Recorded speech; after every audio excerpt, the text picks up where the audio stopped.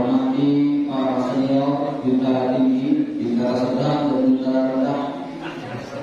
Maksudnya adik-adik junior serta tinggi sudah rendah. Yang kami hormati ibu-ibu bayangkari, bos dalam. Yang kami hormati ini ada dua empat sekolah, kemudian ibu-ibu dari PNS, bos dalam, serta adik-adik calon calon polisi, siswa polisi. Yang pertama dan paling utama, mari bersama kita panjatkan bersyukur kehadirat Allah Subhanahu wa Ta'ala, karena pada hari ini kita diberi nikmat untuk bisa bersilaturahim. Salah satu syarat supaya kita diberikan umur amal yang barokah dan panjang, kata Rasulullah, perbanyaklah silaturahim. Maka hari ini kita bersilaturahim sekaligus untuk mencari ilmu, mendapatkan ilmu dan barokah dalam rangka kegiatan memperingati Maulid Nabi Muhammad sallallahu alaihi wasallam. Kata Rasulullah sallallahu alaihi wasallam, kalau memperingati hari-harinya itu tiap minggu. Terbukti dia sudah dia puasa setelah ditanya ya Rasulullah, kenapa kalau Senin Kamis puasa? Sedang itu hari-hari itu kata Rasulullah, dan Kamis itu diantaranya pahala dari Allah Subhanahu wa Ta'ala. Maka hari ini hari Kamis, insya Allah kita berkumpul di rumah yang mulia dan dalam rangka menuntut ilmu yang mulia, mudah-mudahan mendapatkan limpahan barokah dari Allah Subhanahu wa Ta'ala. Amin amin ya rabbal alamin. Salawat dan salam semoga Allah sampaikan dan curahkan kepada sang uswatun hasanah Nabi Muhammad sallallahu alaihi wasallam. Bapak Ibu yang kami hormati, susunan acara kita pada pagi hari ini, yang pertama nanti ada kita buka bersama, yang kedua saya sampaikan sambutan mewakili Bapak Kapolres Kota Dalam, insyaallah akan disampaikan oleh Bapak Kapolres Kota Dalam. Kemudian nanti dilanjutkan dengan tausiah, yang terakhir penutup doa nanti dengan kesediaan proses langsung berdoa dan akhir itu menutup. Untuk itu mari kita laksanakan kegiatan kita pada hari ini. Telah disediakan kopi, disediakan snack, terdapat Tanjung Batu. Bapak Ibu duduk yang mantap, jangan yang situ snack itu. Jadi tambahan lagi ya. Dia pas keramaan tuh kalau biasanya kan ya. Baik, kita buka acara kita pada hari ini dengan bersama-sama melapaskan basmalah. Bismillahirrahmanirrahim. Acara berikutnya sambutan mewakili Bapak Kapolres Kota Dalam yang disampaikan oleh Bapak Kapolres Kota Dalam kepada yang kami hormati Bapak Kapolres ini bersilakan.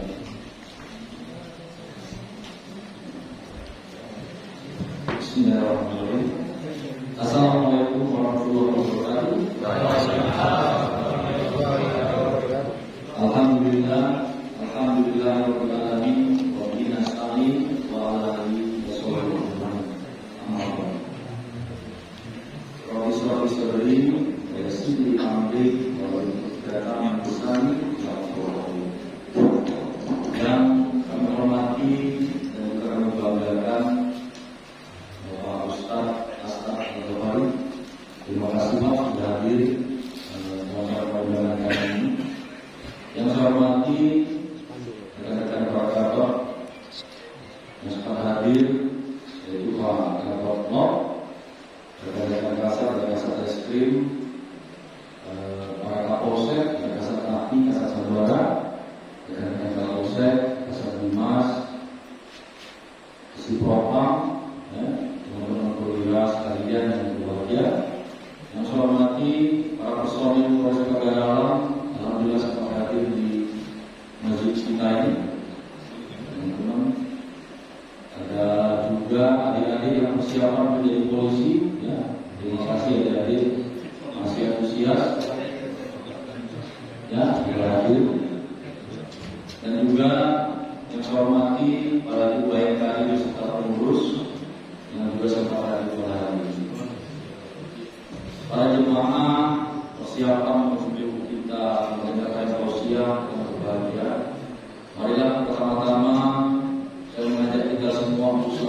bersyukur kepada Allah Subhanahu wa taala karena atas rahmat dan hidayahnya semua kita pada hari ini masih diberikan kesehatan, beberapa kenikmatan yang Allah berikan kepada kita yang kadang-kadang kita lupa untuk bersyukur. Karena itu sekali lagi saya mengajak kita semua untuk bersyukur. Mungkin sedikit saya kutip, kalau salah mau diperbaiki Pak Ustaz.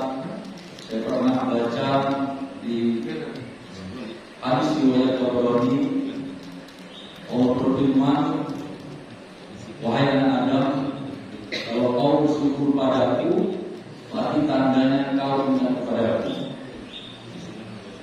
Itu cara kita bersyukur. Berarti kalau kita bersyukur itu sudah ingat dengan Allah. Ya. Tapi kalau kau tidak bersyukur, berarti kau lupa.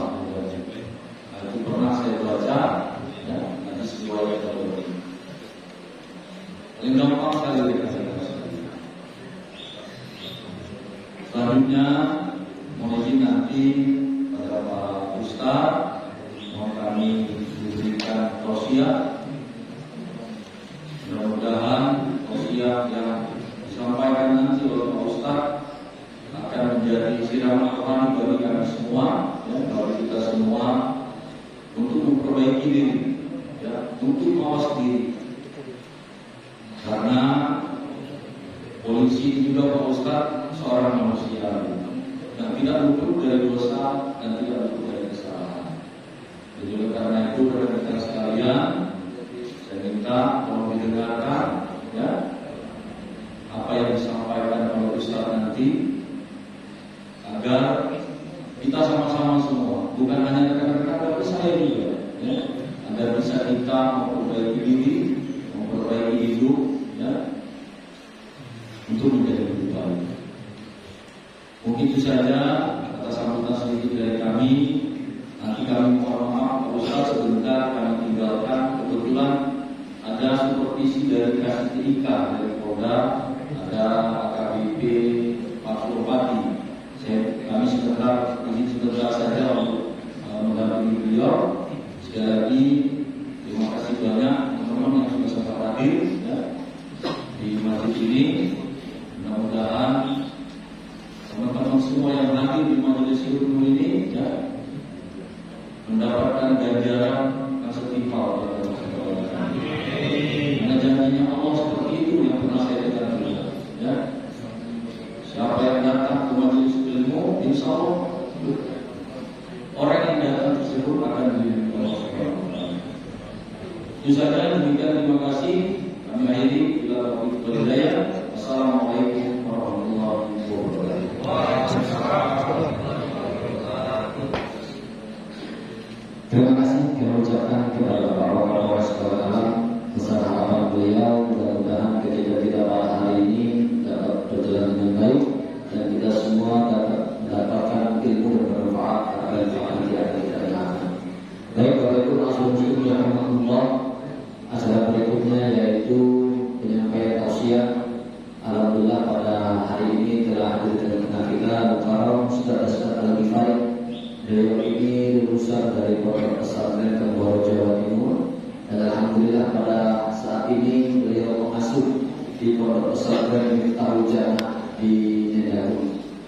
Sebelum kita mendengarkan tausiah dari beliau supaya kita tetap semangat untuk senantiasa cinta kepada Rasulullah SAW, mohon izin akan kami pimpin sedikit dulu sholawat biar semangat, ya. Kalau nyanyi lagu di konser, di sholawat insya Allah pada konser. Bismillahirrahmanirrahim. Sallallahu ala Muhammad.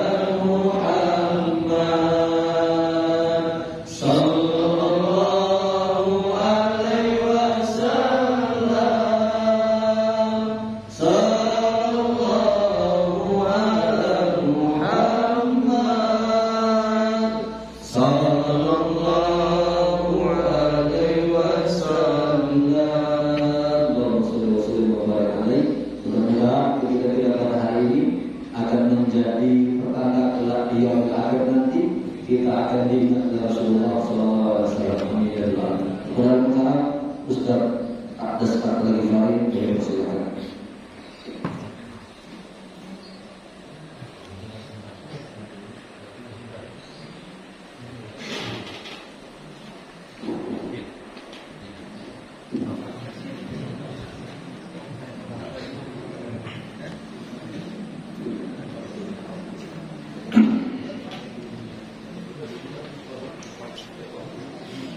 Assalamualaikum warahmatullahi wabarakatuh.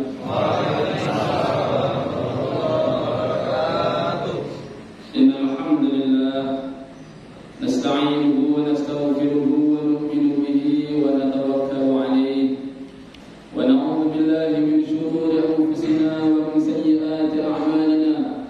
May yahdihillahu fala mudilla lahu wa may yudlilhu fala hadiya lahu. Asyhadu an la ilaha illallah wahdahu la syarika lah wa asyhadu anna sayyidana wa maulana wa habibana Muhammad sallallahu alaihi wasallam. Allahumma shalli ala sayyidina Muhammad wa ala alihi wa ashabihi wa tabi'ina lahum ila yaumil qiyamah, amma ba'd. Yang kami hormati Bapak Kapolres dan jajarannya, yang kami hormati seluruh jajaran kepolisian Kota Pagar Alam, hadirin wal hadirat yang dimuliakan Allah Subhanahu wa taala. Sebelumnya tadi ada permintaan untuk perkenalan sedikit, walaupun mungkin sering ketemu, kenalan lagi barangkali lupa. Nama saya Muhammad As'ad Al-Ghifari. Bisa dipanggil As'ad, bisa dipanggil Arif, bisa dipanggil As'ad Al-Ghifari. Alhamdulillah sekarang domisili ngajar di Pondok Pesantren Miftahul Jannah Pagar Jaya, Kota Pagar Alam. Nanti kalau ada waktu bisa main ke tempat kita buka lebar-lebar, kita terima. Hadirin yang dimuliakan Allah Subhanahu wa taala, itulah pentingnya kita kenalan. Jadi satu sama lain itu harus kenal. Apalagi kita sama-sama orang Islam. Karena orang kalau sudah kenal, tidak hanya di dunia keuntungannya, di akhirat nanti untung juga.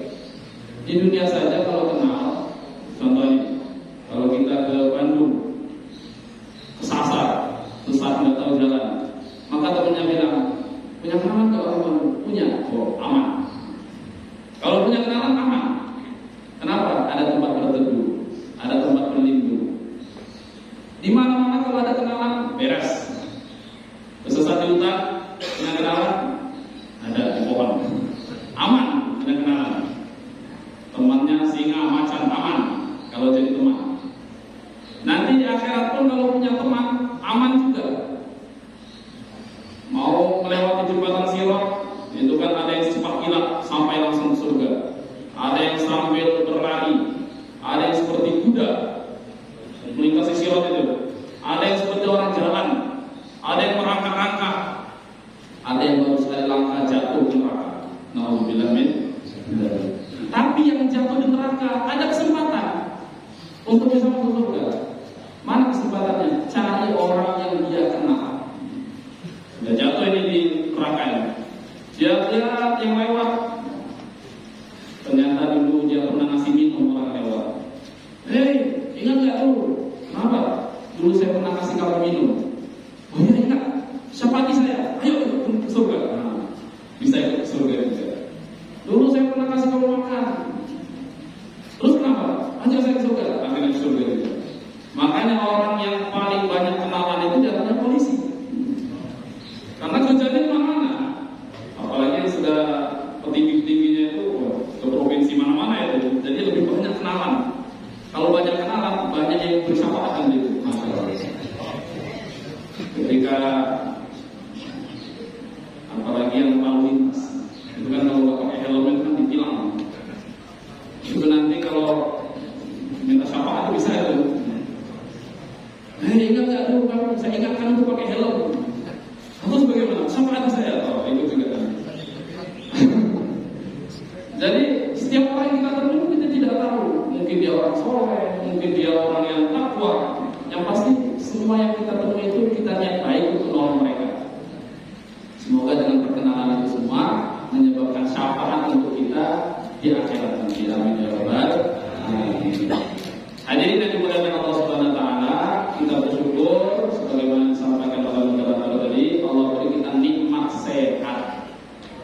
ngopi bareng, makan bareng. Saya ingat satu hadis ini, walaupun sebetulnya hadis ini nggak bisa dijadikan hadis. Dulu ulama mimpi Rasulullah bersabda. Nah, ini kan namanya hadis tapi mimpi, nggak bisa dijadikan hujah. Tapi biar bagaimanapun mimpi ketemu Nabi ada nilainya. Apa kata Nabi dalam mimpi itu? Beruntunglah orang yang memiliki dua amalan kurang lebihnya. Pertama, kemana-mana bawa tasbih. Yang kedua, minum kopi. Amalannya. Dia akan dihitung tasbih terus, zikir terus selama dia pegang tasbih, dikantongi itu tasbih walaupun nggak zikir. Kenapa? Karena niat terus, niat zikir. Walaupun nggak zikir kan tasbihnya di kantongnya. Berarti niat zikir. Terhitung zikir terus. Yang kedua, dia akan dimintakan ampunan oleh malaikat selama mulutnya ada aroma kopi. Masya Allah. Nah, yang tadi itu kan ganti. Ternyata ketika diteliti, kopi itu begitu istimewa di kalangan para ulama itu. Ternyata kopi ini dulu digunakan ulama itu untuk melek malam, untuk zikir kepada Allah. Jadi kopinya itu, kopi kan bikin susah tidur. Kenapa pengen susah tidur? Biar banyak zikir. Semoga saja yang kita ngopi ini begitu juga. Melek malam ngopi, kenapa ngopi? Biar ingat Allah Subhanahu wa taala. Hadirin, kita syukur Allah kasih kita nikmat sehat. Ini nikmat yang tiada tara. Dalam satu hadis dikatakan, man asbaha aminan fi sirbihi wa mu'afan fi jasadihi wa lahu qutu fi yawmihi wa lailihi fa ka'annama huizat lahu dunya. Ada 3 perkara, kalau kita punya 3 perkara ini, kita jadi orang bahagia di dunia ini. Enggak perlu punya apa namanya? Kemewahan yang tinggi, enggak perlu. Punya 3 ini kita sudah bahagia. Dan Masya Allah, 3 ini dimiliki oleh para polisi-polisi. Semoga. Yang pertama, man asbaha aminan fi sirbihi. Kata Nabi, barang siapa yang pagi hari dia dalam kondisi aman. Kondisi aman ini kan tuntutan kepolisian. Bagaimana tempat itu bisa aman dari pencurian, dari perampokan, dari apalagi berbagai macam kejahatan. Maka kalau kita bebas dari semua kejahatan itu, apa rasa dalam hati? Aman gitu. Dan ini alhamdulillah sudah kita usahakan oleh teman-teman kepolisian semuanya. Berarti usaha kita ini telah ada di dalam hadis Nabi Muhammad SAW. Yang kedua, wa mu'afan fi jasadihi, badannya sehat. Pertama tadi apa? Kondisi aman. Yang kedua, badan sehat. Ini pun juga kita usahakan dalam kepolisian. Ada namanya pelatihan, ada namanya apa? Itu tadi. Senam dan lain sebagainya. Itu ada upaya yang sehat. Yang ketiga, wala rukutu fi yaumihi wa lailihi, dia bisa makan pada hari itu. Kita semua makan dalam sehari. Dan insya Allah lebih banyak daripada biasanya. Karena tenaga kan lebih banyak dikeluarkan dan makannya pun lebih banyak yang dimasukkan. Maka 3 perkara ini kalau sudah kita dapatkan, tempat kita aman, badan kita sehat, bisa makan hari itu, fak'anna mahuzat lahu dunya, kata Nabi, seakan-akan dunia itu milik dia, bahagia dunia. Karena kalau orang itu punya banyak harta, sakit, apa gunanya? Hartanya untuk biaya rumah sakit, hartanya habis, badannya belum sehat. Maka kita syukuri nikmat dari Allah Subhanahu wa taala. Hadirin yang dimuliakan Allah Taala, terlebih lagi kita syukur Allah beri kita nikmat iman dan Islam. Ini nikmat paling tinggi dari segala nikmat. Karena kalau orang itu punya iman, apapun keadaannya baik. Kalau dia sehat, baik, dengan sehatnya bisa beramal. Kalau sakit juga baik, dengan sakit dosa-dosanya rontok dari dirinya. Kalau dia itu kaya, maka dengan kekayaannya dia bisa sedekah. Ini orang iman. Kalau dia miskin, dengan miskinnya dia bisa lebih dahulu masuk surga daripada orang kaya. Apapun keadaan orang iman, senang terus, baik terus. Makanya selaku orang iman kita bersyukur. Di antara tanda syukurnya baca alhamdulillahi ala nikmatil iman wal Islam. Coba dihafal. Alhamdulillahi ala nikmatil iman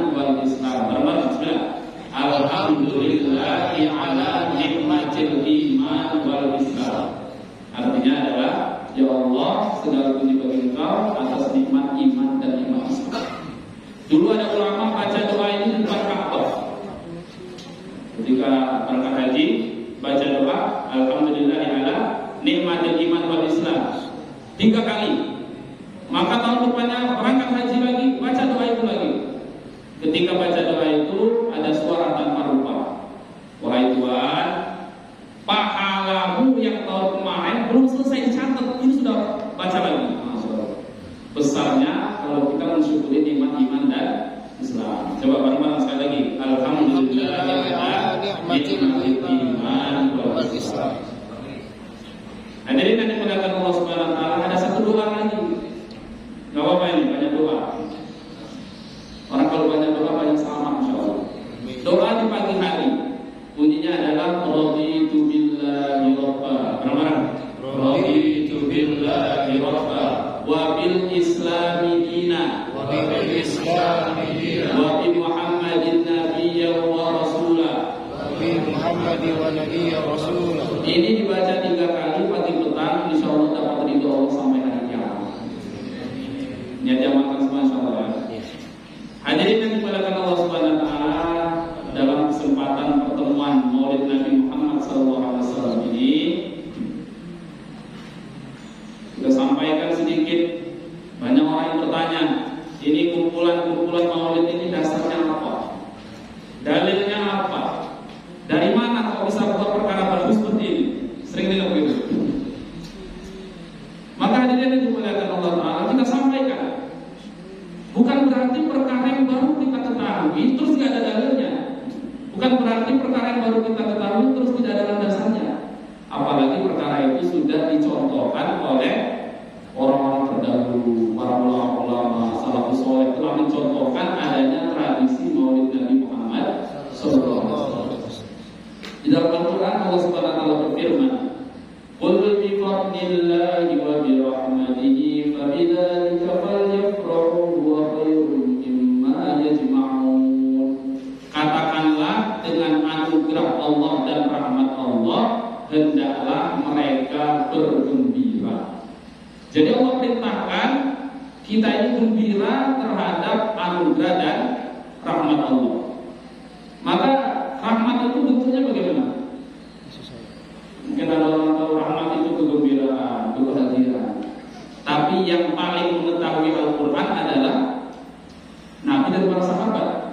Termasuk ulama sahabat mengatakan, yaitu Ibnu Abbas, beliau mengatakan yang dimaksud rahmah di dalam ayat ini adalah datangnya baginda Muhammad SAW.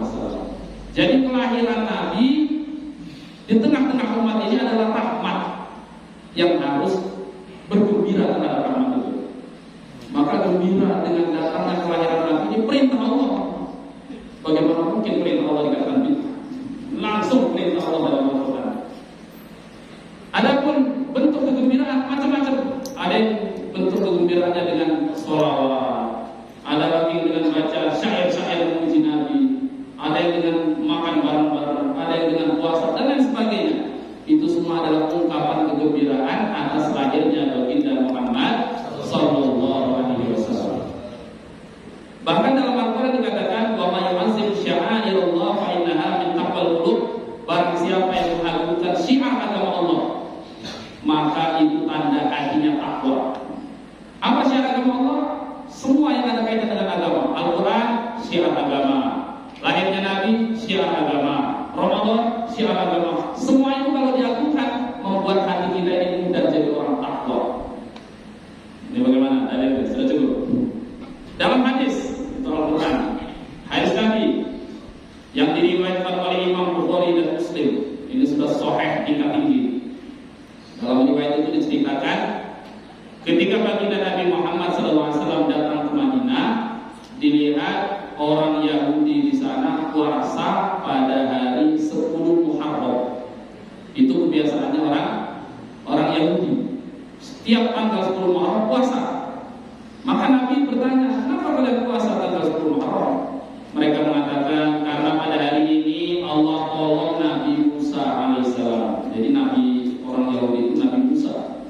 Allah tolong Nabi Musa dari kepungan Fir'aun, sekaligus Allah Allah hancurkan Fir'aun dan bala tentaranya, Allah tenggelamkan. Makanya kami puasa. Jadi asbab pertolongan Allah itu mereka rayakan dengan puasa. Maka Nabi mengatakan, nahnu ahabbu bi Musa minkum. Kami ini orang Islam lebih cinta kepada Nabi Musa daripada kalian. Makanya Nabi perintahkan kita setiap tanggal 10 Muharram puasa sunnah 10 Muharram.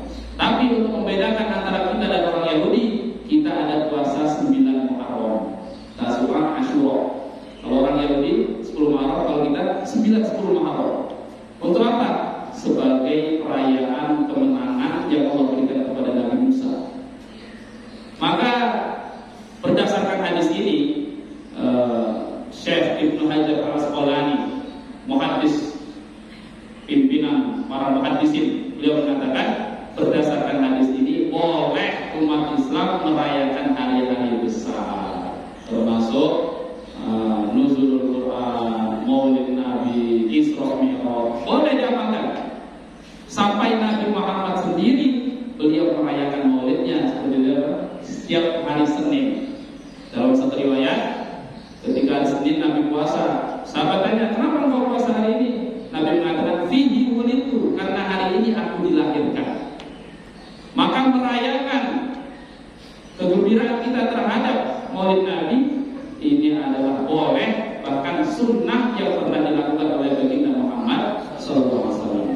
Entah itu dengan cara makan bersama, sholawatan, puasa, dan lain sebagainya. Ini semua anjuran bagi kita orang Islam untuk merayakan Maulid Nabi. Hadirin yang dimuliakan Allah Subhanahu wa taala, di dalam kitab Al-Zanji yang sering kita baca, di situ ada cerita ada keluarga yang membuat Maulid Nabi di rumahnya.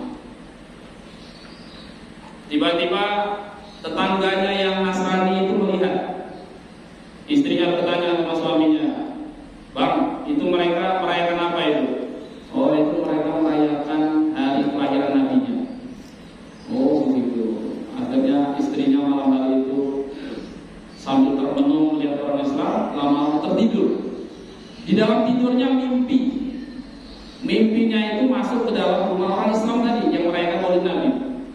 Masuk ke dalam rumah orang Islam, dia ketemu dengan sosok manusia yang begitu ganteng sekali wajahnya. Maka dia tanya kepada orang sekitar, "Itu siapa itu?" "Oh, itu adalah Nabi Muhammad SAW."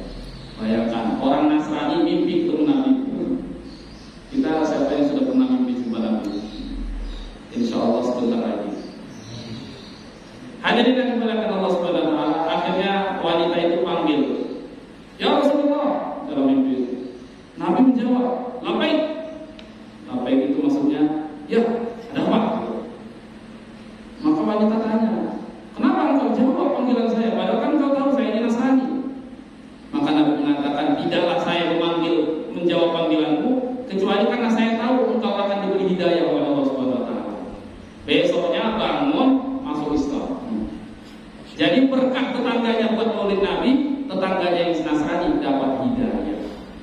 Apalagi kita orang Islam, mudah-mudahan dengan kita memperingati Maulid Nabi ini, Allah tambahi lagi hidayah yang ada pada diri kita. Yang tadinya sudah taat, tambah taat lagi. Yang tadinya sudah dekat kepada Allah, tambah dekat lagi. Amin ya rabbal alamin. Ada satu kisah di Lebanon bagian selatan. Di sana orang merayakan Maulid Nabi, tetapi agak sedikit berbeda. Di sana kalau Maulid Nabi selesai acara menembakkan pistol ke arah atas sebagai tanda bahagia. Jadi ungkapan kebahagiaan itu di akhir acara Maulid dengan cara menembakkan pistol ke atas langit. Maka yang nonton Maulid itu bukan cuma orang Islam ternyata. Dari kejauhan ada ibu-ibu orang Nasrani sama anaknya yang masih kecil nonton juga. Anaknya tanya sama ibunya, "Bu, itu mereka lagi ngapain itu?" Ibunya mengatakan, "Oh, itu mereka lagi merayakan hari kelahiran Nabi mereka, Nabinya orang Islam."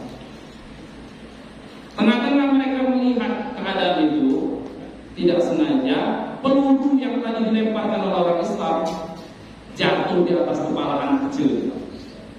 Akhirnya tembus sampai ke tempurungnya ini,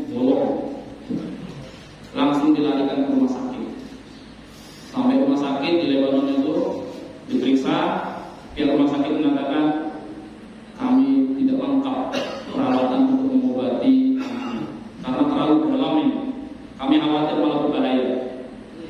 Jadi kami sarankan untuk rujuk ke rumah sakit yang terlengkap di dunia, yaitu di Amerika. Akhirnya berangkat dari Lebanon ke Amerika untuk operasi. Sampai di sana keluarga sudah kumpul. Ini namanya orang kaya, pangkat tinggi, keluarganya ikut semua ke Amerika. Setelah di otopsi, diperiksa, maka keluarlah itu dokternya. Yang pertama kali menyambut dokter itu ibunya. Ibunya bertanya, "Wahai dokter, bagaimana kondisi anak saya?" Dokternya menjawab dengan nada sedikit harapan, "Bu, kami minta maaf, kami tidak bisa mengatasi. Kalau ibu mau ketemu yang terakhir kalinya, silakan." Bagaimana? Seorang ibu dikatakan kalau mau nengok anaknya yang terakhir kali silakan. Berarti hari terakhir itu anaknya itu. Kondisi sudah tidak bisa disembuhkan. Maka ibunya dengan penuh histeris teriak, "Wahai nabinya orang Islam, sebab umatmu merayakan maulidmu, akhirnya anak saya kepalanya pecah gara-gara umatmu merayakan maulid." Hadirin, akhirnya pelan-pelan ibunya masuk ke kamar rawat tempat anaknya. Dilihat anaknya, baru dibuka pintu, anaknya mengatakan, "Bu, tolong tutup." Setelah masuk, pintunya ditutup. Maka heran ini ibunya terhadap anaknya. "Ada apa?" "Oh, tadi itu ada orang datang sini." Ternyata hadirin, ibunya melihat di kepala anaknya sudah tidak ada bekas sama sekali, sembuh total, seperti tidak ada luka. Maka ibunya tanya, "Ini kok bisa sembuh, nak? Ada apa?" Anaknya mengatakan, "Tadi ada orang datang, orangnya ganteng sekali. Dia elus-elus kepala saya, habis itu sembuh karena elusan dia." "Kamu sempat tanya nggak siapa namanya?" "Sempat, Bu." "Siapa namanya?" Dia bilang namanya adalah Nabi Muhammad SAW. Langsung menangis ibunya. Dokter-dokter yang menyaksikan kajian itu menangis semuanya. Akhirnya ibunya, keluarganya yang Nasrani semuanya masuk Islam ketika itu juga. Sampai dokter-dokternya semuanya yang kafir-kafir itu masuk Islam semuanya. Masya Allah. Ini berkah daripada perayaan Maulid Nabi Muhammad SAW. Kalau orang Nasrani saja Allah beri kebaikan sedemikian rupa, apalagi kita yang sudah Islam, insya Allah Allah berikan yang lebih-lebih lagi daripada itu. Allahumma shalli ala Muhammad. Hadirin yang dimuliakan Allah Subhanahu wa taala. Ada kisah lagi. Dulu di zaman Bani Israel, ada orang yang paling bengis, bahkan yang paling jahat. Dikatakan preman bisa, dikatakan penjahat bisa. Mungkin orang ini juga keturunan polisi zaman itu mungkin. Saking kejinya perbuatannya. Maka tiba-tiba orang itu meninggal dunia. Karena perbuatannya yang keji selama hidupnya, orang lempar mayatnya itu ke dalam sampah. Jadi mayatnya itu ditaruh di kotak sampah. Pernah lihat begitu? Berarti sudah sangat sadis dan sangat hina. Tetapi Allah Subhanahu wa taala ilhamkan kepada Nabi zaman itu untuk menemui jenazah itu, memandikannya, mengkafaninya dan menyolatinya. Akhirnya Nabi ketika itu heran, "Ya Allah, dia ini di kalangan masyarakatnya terkenal buruk, akhlaknya sangat buruk, orang jahat. Apa gerangan saya diperintah untuk mensolati, mengkafani dan memandikan dia?" Maka Allah mengatakan, sebelum dia meninggal dunia, dia rajin buka kitab Taurat. Di dalam kitab Taurat dia lihat ada nama Nabi Muhammad di situ. Setiap dia lihat nama Nabi Muhammad, dia cium nama itu, dia rindukan dan dia cintai. Dengan sebab itulah akhirnya Allah ampuni seluruh dosa-dosanya kata Allah. Dan aku akan berikan dia 70 bidadari dan di surga. Bayangkan sebab apa? Menghormati nama Nabi Muhammad Sallallahu Alaihi Wasallam. Ini Bani Israel. Bagaimana dengan kita yang Allah berikan Islam kepada kita? Haruslah kita lebih hormat kepada baginda Muhammad Sallallahu Alaihi Wasallam. Sallallahu ala Nabi Muhammad. Maka hadirin yang dimuliakan Allah Taala, dalam momen Maulid Nabi Muhammad Sallallahu Alaihi Wasallam ini kita tunggu menunjukkan kegembiraan kita terhadap lahirnya baginda Muhammad sallallahu alaihi wasallam. Kita ikuti jejak langkah beliau. Sunnah-sunnah yang dulu pernah kita tinggalkan, kita jalankan mulai dari sekarang sampai akhir hayat kita. Hadirin, dulu Nabi Sayyidina Umar bin Khattab ketika zaman baginda Nabi, beliau suka buka-buka kitab Taurat. Jadi kitab Taurat Allah jaga sampai zaman baginda Nabi. Dia buka-buka kitab Taurat, disampaikan kepada Nabi, "Ya Rasulullah, saya lihat ini banyak nasihat-nasihat di dalam kitab Taurat ini." Maka Nabi tampak marah. Nabi katakan kepada Sayyidina Umar, "Lau Musa hayyan," andaikan Nabi Musa hidup sekarang ini, niscaya dia akan mengikuti ajaranku. Maknanya Nabi Musa kalau hidup di zaman baginda Nabi Muhammad SAW pasti ikut ajaran Nabi Muhammad SAW. Maka kalau Nabi Musa saja ketika hidup, kalau hidup zaman Nabi harus ikut Nabi, apalagi kita selaku umatnya haruslah ikut ajaran baginda Muhammad SAW. Karena Nabi Muhammad ini Allah utus rahmatan lil alamin. Inna arsalnaka rahmatan lil alamin. Diutusnya Nabi untuk rahmat seluruh alam, untuk seluruh kalangan, untuk seluruh elemen, untuk seluruh golongan, untuk rakyat, untuk pejabat, untuk polisi, untuk apa lagi?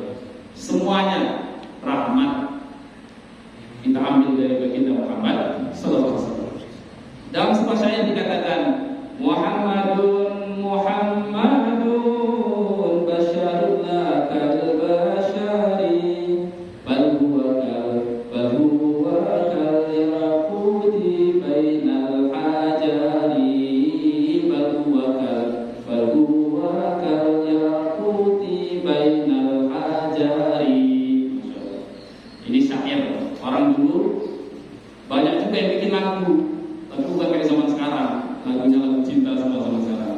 Kalau dulu lagunya itu memuji-muji baginda Nabi.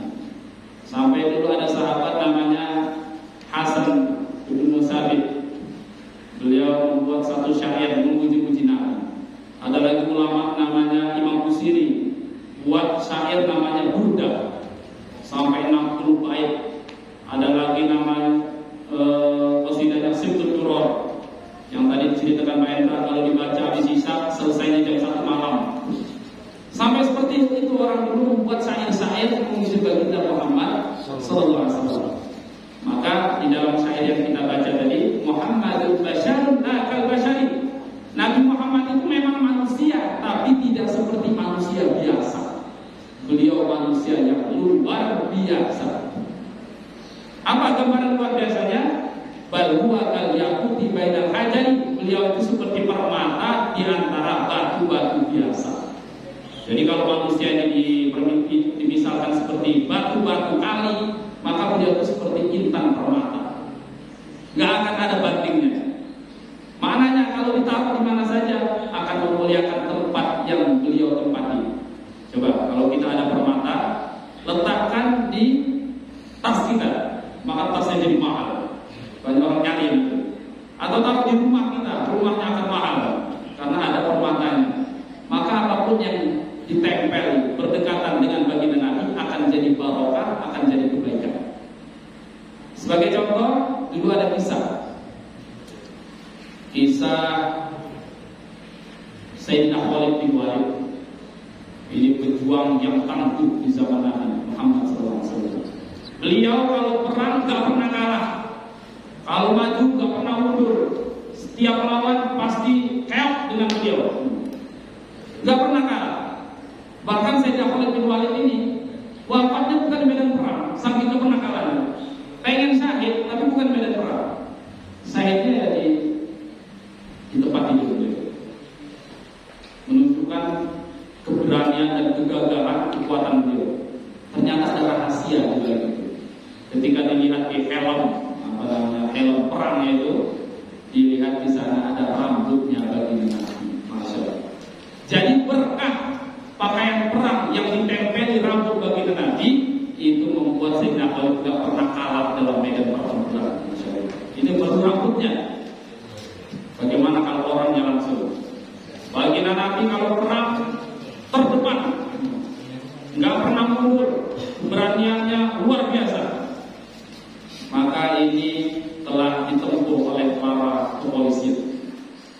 garda terdepan dalam perjuangan negara ini polisi.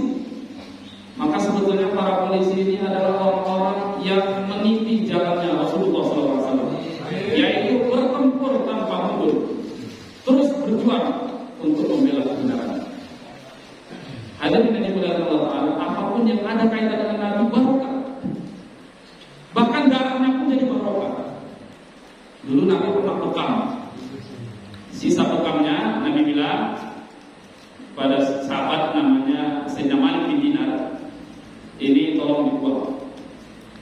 Maka dibawakan itu kantong isi darah Nabi. Setelah itu kembali lagi. Bagaimana? Sudah selesai? Sudah ya. Kamu buang di mana? Di perut saya. Diminumnya ternyata darah Nabi. Tapi Nabi marah, tidak marah. Nabi mengatakan haram atas api neraka orang yang darahnya bercampur dengan darah.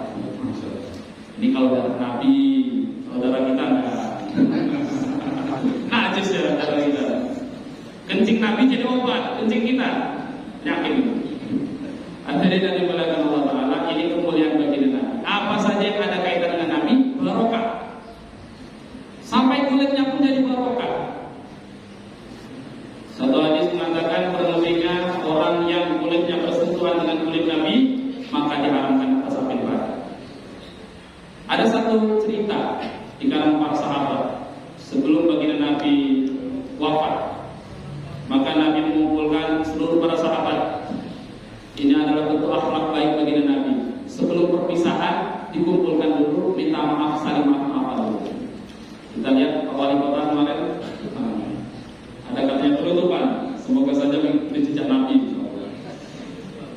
Tetapi ada sedikit perbedaan. Nabi mengatakan kepada para sahabat, wahai sahabatku, siapa yang dulu pernah haknya aku ambil, siapa yang pernah saya zolimi, hendaklah untuk membalas sekarang ini juga. Ini yang agak beda. Ini yang sulit untuk kita amalkan. Ketika pelepasan dari jabatan kita, bisa nggak kita mengatakan seperti ini kepada anggota kita? Wahai anggotaku, apa yang siapa yang pernah merasa terzolimi, hendak membalas sekarang juga. Nabi begitu kepada para sahabatnya. Maka semua sahabat tertunduk, diam semua, nggak ada yang berani bicara. Kecuali satu sahabat, namanya adalah Ukasah bin Muhsan. Sayyidina Ukasah mengatakan, saya ya Rasulullah, saya mau menuntut hak saya. Dulu engkau pernah memecut saya ketika barisan peperangan. Padahal sebetulnya salah Ukasah juga itu, tapi minta membalas. Maka seluruh sahabat mulai marah. Ini ibarat bahasa gitu, kurang ajar ini, meminta mau balas kepada Nabi. Tapi apa akhlak Rasulullah? Beliau tidak marah. Beliau kasih suruh sahabatnya Sayyidina Abu Hurairah untuk mengambilkan pecut di rumah. Setelah pecut dikasihkan ke Nabi, Nabi pun memberikan kepada Sayyidina Ukasah, ini wahai Ukasah, silakan kau cambuk saya. Berdirilah Sayyidina Abu Bakar, ya Rasulullah, wahai Ukasah, jangan Rasulullah yang kamu cambuk, biar saya saja. Abu Bakar diam, duduk, suruh duduk. Sayyidina Umar marah, wahai Ukasah, jangan Nabi yang kamu kisos, saya saja. Umar duduk. Semua sahabat sampai Sayyidina Hasan dan Husain tidak terima baginda Nabi dikisos, ingin agar mereka saja dikisos. Tapi begitu lembutnya, begitu besarnya akhlak baginda Nabi, beliau merelakan untuk dibalas oleh Sayyidina Hasan. Hadirin, maka ketika cambuk sudah berada di tangan Ukasah, Sayyidina Ukasah mengatakan, ya Rasulullah, ketika itu engkau mencambuk saya, memecut saya, dalam keadaan saya tidak pakai baju. Maka saya minta baju Tuhan dilepas dulu. Tampak marah sahabat yang lain. Ini udah mau balas, suruh Nabi buka baju lagi. Tapi Masya Allah, Nabi pun rela melepas bajunya. Setelah baju beliau lepas, nampak seakan-akan Ukasah ingin memecut baginda Nabi. Ternyata hadirin yang dimuliakan Allah Ta'ala, bukan seperti itu yang ingin Ukasah. Ukasah mendekat, beliau langsung memeluk baginda Rasulullah SAW. Ya Rasulullah, ini yang saya inginkan ya Rasulullah. Menempelnya kulit saya dengan kulit engkau ya Rasulullah. Karena saya pernah mendengar sabdamu, barang siapa yang kulit menempel dengan kulitmu, maka diharamkan atas api neraka. Masya Allah. Akhirnya Nabi mengatakan kepada para sahabat, wahai sahabatku, kalau mau lihat ahli surga, lihatlah Sayyidina Abu Bakar. Masya Allah. Kulitnya pun jadi barokah. Banyak pelajaran di akhlak Nabi dan lain sebagainya. Hadirin yang dimuliakan Allah Taala, tidak hanya kulit, keringatnya pun barokah. Keringat kita barokah enggak? Keringat Nabi itu enggak bau, wangi keringat beliau. Istri beliau itu kalau pengen ambil minyak wangi cukup ngambil keringatnya Nabi. Pimpinan yang keringatnya wangi. Sekarang ada nggak pimpinan keringatnya wangi? Silakan. Masya Allah, itu dulu ada orang sahabat yang minta bekal kepada Nabi. Ya Rasulullah, saya mau nikah, minta perbekalan. Maka Nabi pun mengambil keringat beliau untuk diberikan kepada sahabat yang mau nikah tadi. Jadi bekal pernikahan keringat Nabi. Akhirnya keringat Nabi tadi dioleskan ke seluruh tempat pernikahan.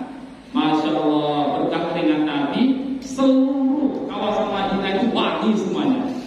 Bukan hanya tempat pernikahan, seluruh Madinah itu wangi.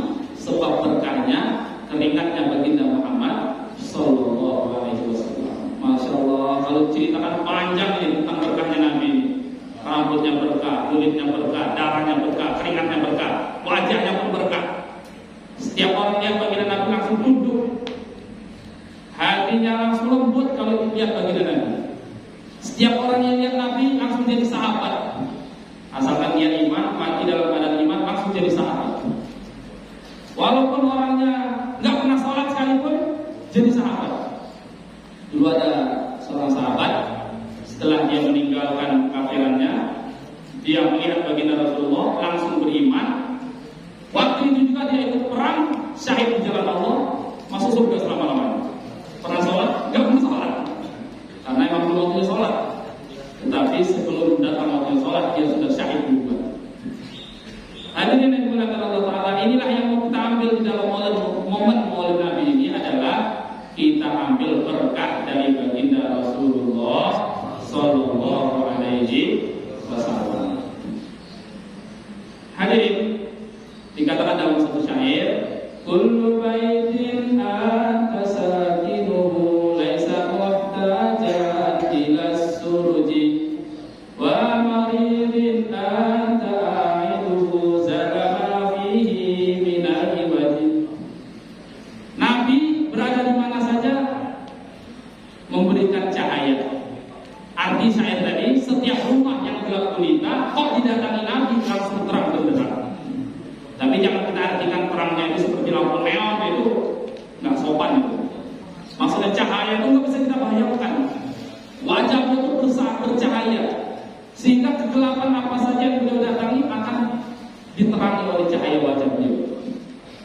Dulu Sayyidah Aisyah pernah kehilangan kalung, maka bingungan nanti kalung. Baginda Nabi datang, ketemu langsung kalung. Masya Allah.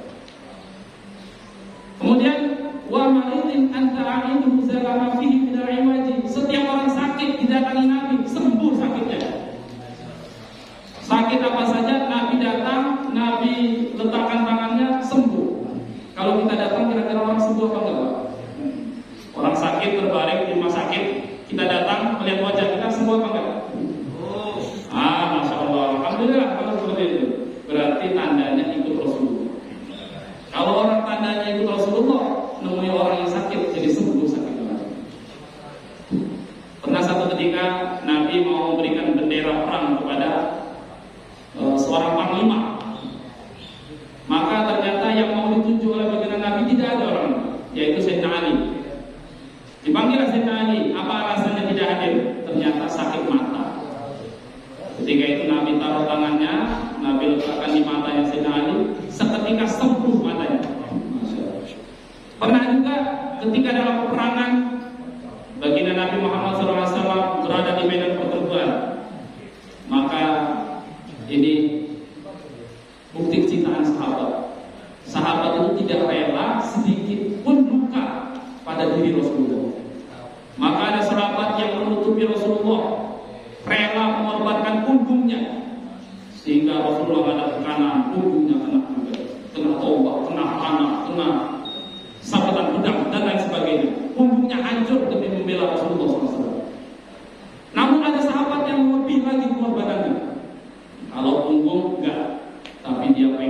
wajahnya dia korbankan demi Rasulullah.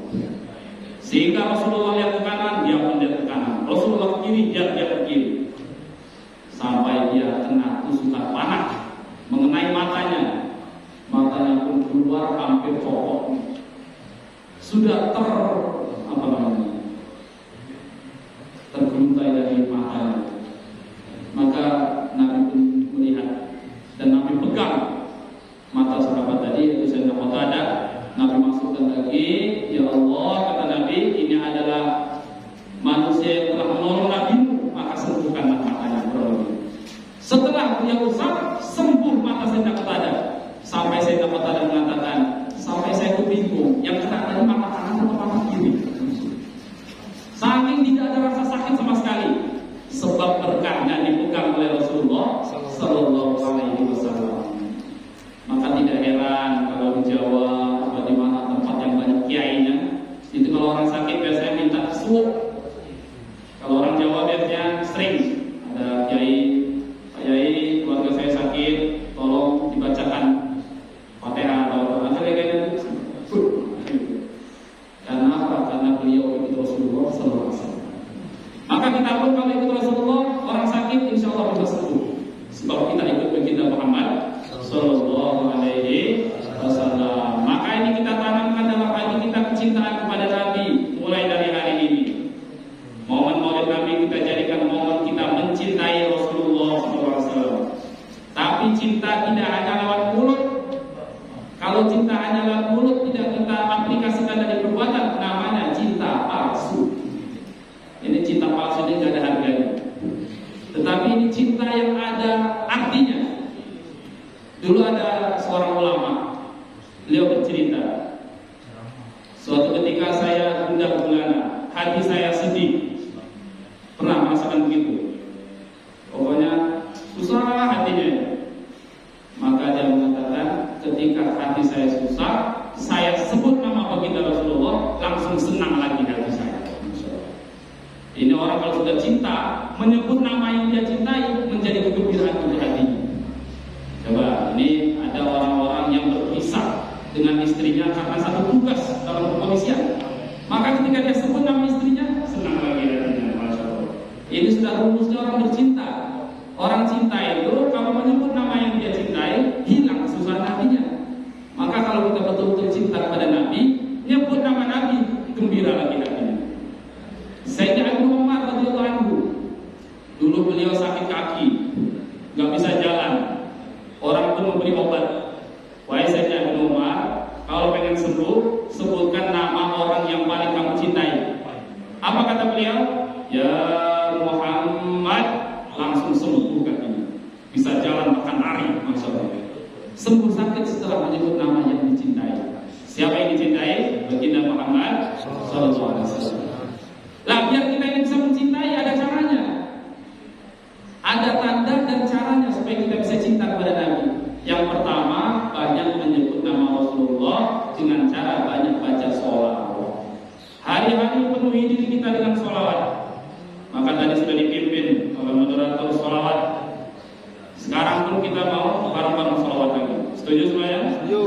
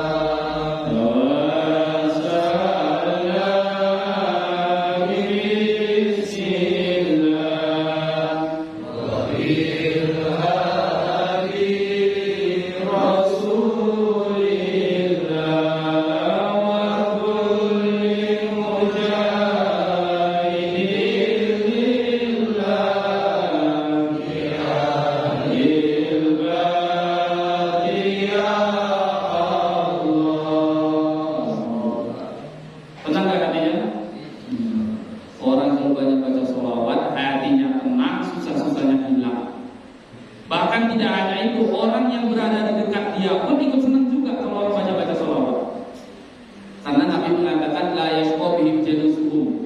Orang banyak zikir, termasuk bagian dari zikir itu sholawat, maka orang di sekitar dia jadi orang baik. Kita ini kadang bingung, kenapa orang dekat kita nggak pernah jadi orang baik. Setiap orang dekat kita pasti buruk, umpama. Menunjukkan kita ini kurang banyak baca sholawat. Kalau kita banyak baca sholawat, setiap orang dekat kita jadi orang baik. Orang dekat kita jadi orang baik. Karena kita punya sumber kebaikan, yaitu baginda Muhammad SAW. Tidak hanya itu, dengan banyak baca sholawat, Nabi mengatakan akan dibuka 70 pintu kebaikan di hatinya. Ditutup 70 pintu keburukan di hatinya. Dia akan disenangi banyak orang. Orang gak bisa benci dengan orang ahli sholawat, kecuali orang munafik hakiki. Jadi kalau kita banyak baca sholawat, orang lihat kita itu senang. Bukan berarti biar orang senang itu kita poles wajah kita seindah mungkin.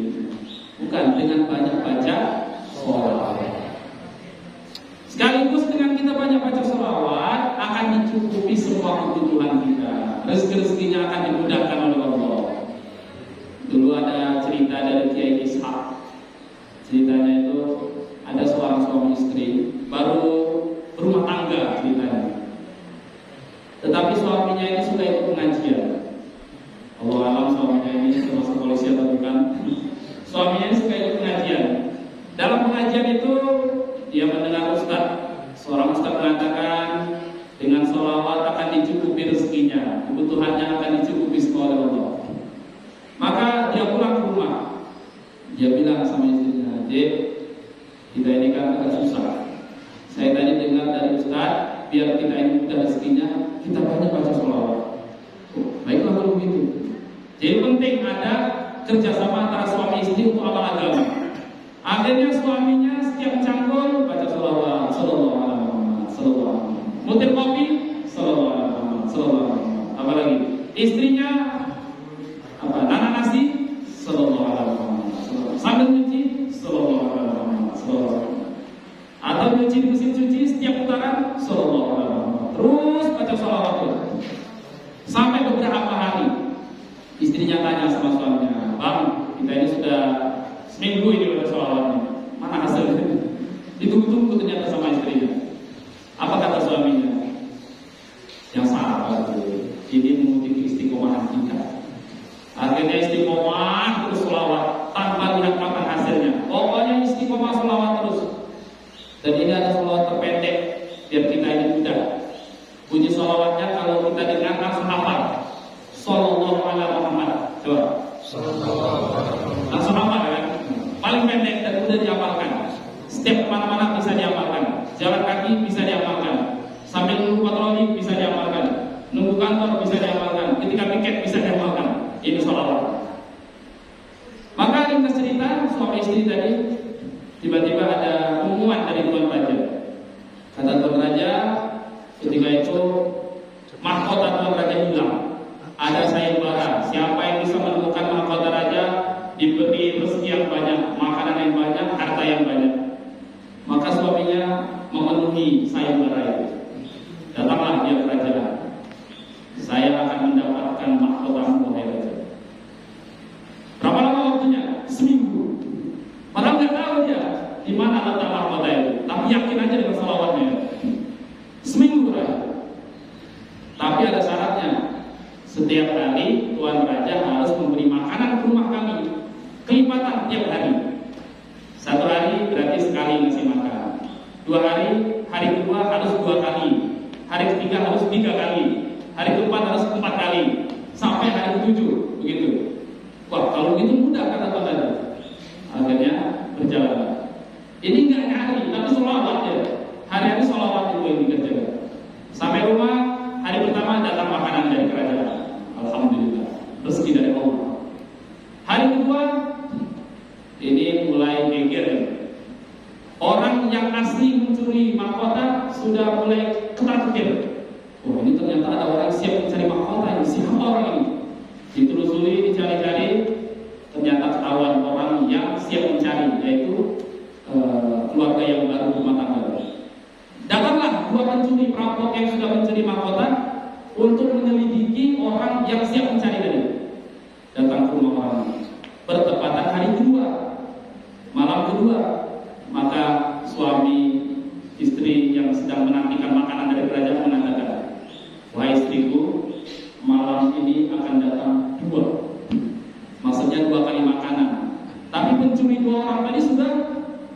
oh, ini bukan orang biasa, dia tahu kita 2 orang ini. Bahaya. Kita laporkan ke Tuan Raja, ke ketua perampoknya. Laporan ke ketua perampok. Wah, nggak percaya. Kirim 3 orang. Malam ketiga, suaminya bilang sama istrinya, "Dek, malam ini 3." Semakin ketakutan pencurinya, karena 3 orang mereka. Dia tahu kita 3 orang. Malam berikutnya, suaminya bilang, "Dek, malam ini 4." Semakin takut lagi pencurinya. Kok tahu dia kita 4 orang?